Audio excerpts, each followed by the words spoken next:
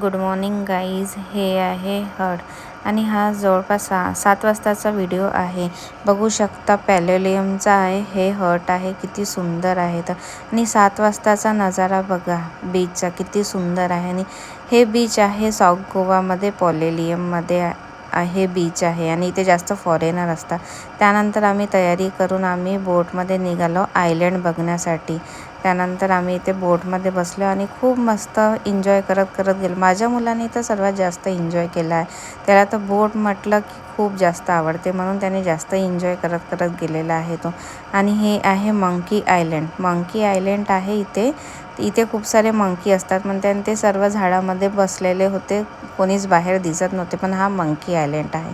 त्यानंतर आम्ही समोर गेलेलो म्हणजे बटरफ्लाय बीच बघण्यासाठी. पण माझा मुलगा तर एन्जॉयच करत होता. मस्त त्याचे व्हिडिओज काढूशे वाटत होते मला तर. मी तर मस्त व्हिडिओ काढत होती त्याचे.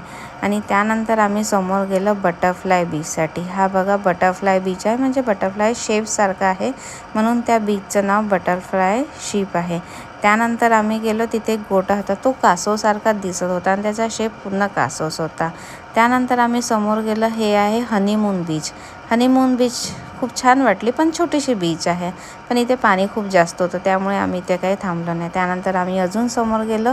हा आहे बटरफ्लाय बीच. हा बघू शकता किती सुंदर आहे. इथे डायरेक्ट गाडी नाही जात, पायदळ जावं लागते. त्यानंतर आम्ही गेलो शार्क बघासाठी, डॉल्फिन बघण्यासाठी गेलेलो. बघू शकता डॉल्फिन किती सुंदर होत्या. खूप साऱ्या मला तर खूप आवडल्या होत्या डॉल्फिन. त्यामुळे तर मी तर खूप छान एन्जॉय केलेला आहे आणि स्पेशली मी डॉल्फिन बघण्यासाठीच गेलेली होती. यापूर्वी पण बघितल्या होत्या पण आता गोव्यामध्ये पण बघून घेतल्या डॉल्फिन.